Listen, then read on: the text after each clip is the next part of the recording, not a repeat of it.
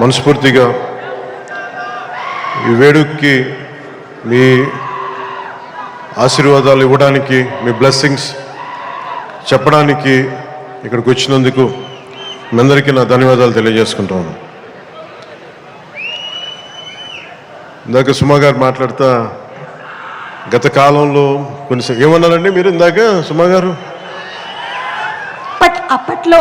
అప్పట్లో లేదండి, అంటే మెల్లిగా నన్ను బీసీ ఏరాలకు పెట్టేశారండి. ఈ మధ్యనే ఓజీ వచ్చిందని కూడా మీరు మర్చిపోయారు. సరే, అంటే నేను రెగ్యులర్గా సినిమాలు చేయకపోవడం వల్ల నన్ను ఇలా మీరు వెనక్కి నెట్టేయడం భావ్యం కాదని బల్ల గుద్ది మరీ ఈ సందర్భంలో మీకు తెలియజేస్తాను. బాధ కలిగిస్తున్నాయి నాకు ఈ మాటలు.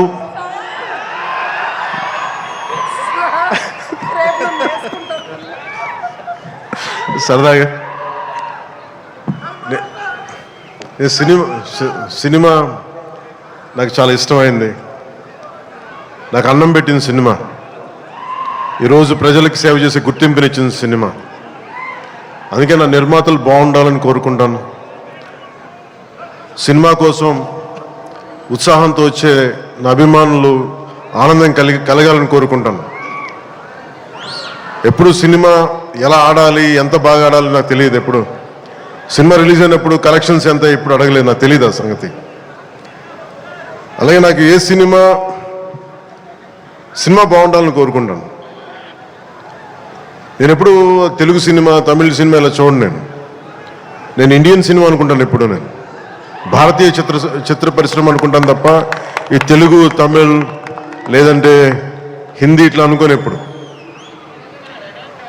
అలాంటి తెలుగు చిత్ర పరిశ్రమ ఈరోజు భారతదేశంలో ప్రపంచవ్యాప్తంగా అది ఆస్కర్ దాకెళ్ళి ఇది మన తెలుగు చిత్ర పరిశ్రమ తాలూకు గ్రేటెస్ట్ అచీవ్మెంట్ అది. అలాంటి తెలుగు చిత్ర పరిశ్రమలో నాకు చిన్నపాటి భాగస్వామ్యం ఉన్నందుకు చాలా ఆనందంగా ఉంటుంది. ఎప్పుడు నా నిర్మాతలు బాగుండాలని కోరుకుంటాను. నా దర్శకులు, నా రైటర్స్ వాళ్ళు రాసిన కథని నేను ఎంత బాగా చేయాలని అనుక్షణం తపన పెడతాను. కానీ రిజల్ట్స్ ఎప్పుడు మన చేతిలో ఉండవు. ఒకసారి నేను ఎప్పుడు సినిమాలు నాకు ఎప్పుడు పదే చాలా సందర్భాలు చెప్తూ ఉంటాను. నా వరకు ఒకే ఒక హీరో, అది మెగాస్టార్ చిరంజీవి గారు. సో ఎవరైనా నన్ను మెచ్చుకుంటా ఉంటే నాకు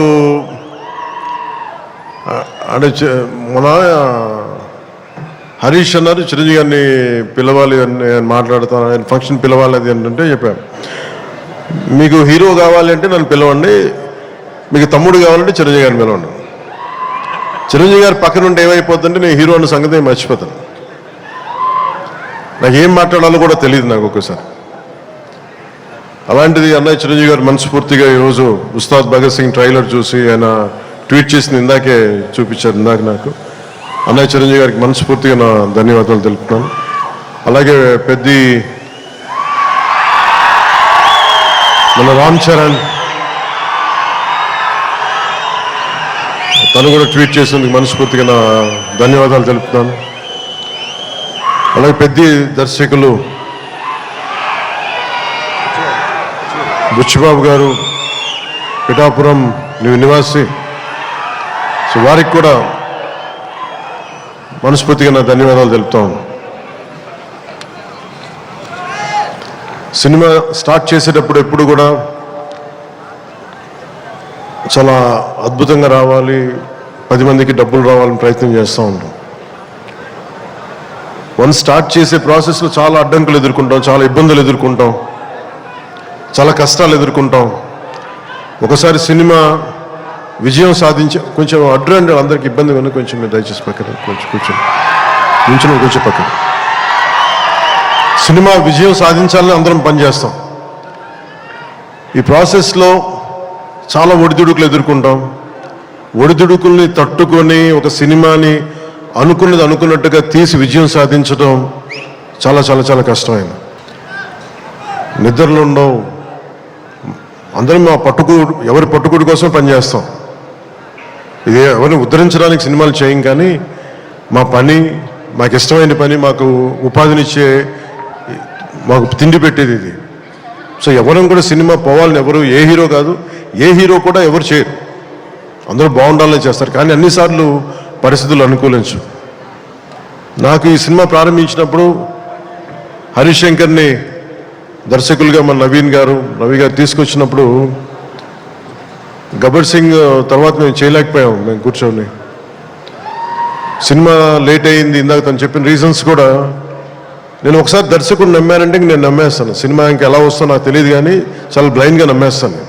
ఏం చేయమంటే చేస్తాను. సో తను అనుకున్న ఒక కథను తీసుకొచ్చారు, దాన్ని పూర్తి స్థాయిలో ముందుకు వెళ్ళలేకపోయాం. చిన్న కథ మారింది, మధ్యలో కోవిడ్ వచ్చింది.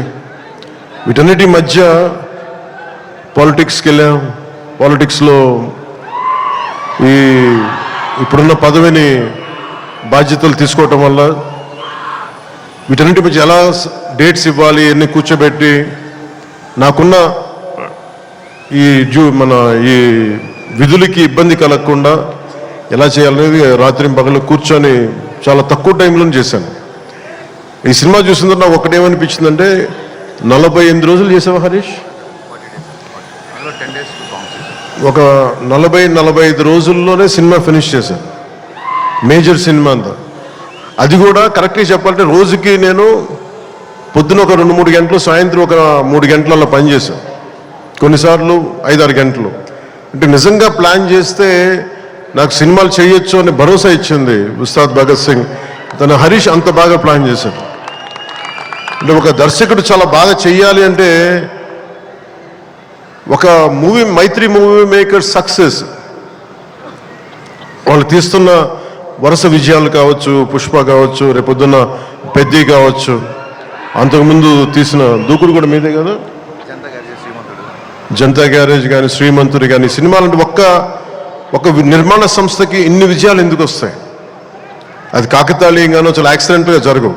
They must be great thought behind it, great effort behind it. అందుకని వీళ్ళకి విజయాలు వస్తున్నాయి అంటే వాళ్ళు ఎంత కష్టపడతారని నాకు ఈ సినిమా చూసాక నాకు అర్థమైంది. మనస్ఫూర్తిగా అలాంటి మైత్రి నిర్మాణ సంస్థలో నాకు అవకాశం వచ్చినందుకు మనస్ఫూర్తిగా వారికి నా ధన్యవాదాలు తెలియజేసుకున్నాను. సార్, నేను పాలిటిక్స్లో మాట్లాడలేకపోతున్నాను, కొంచెం భరించండి.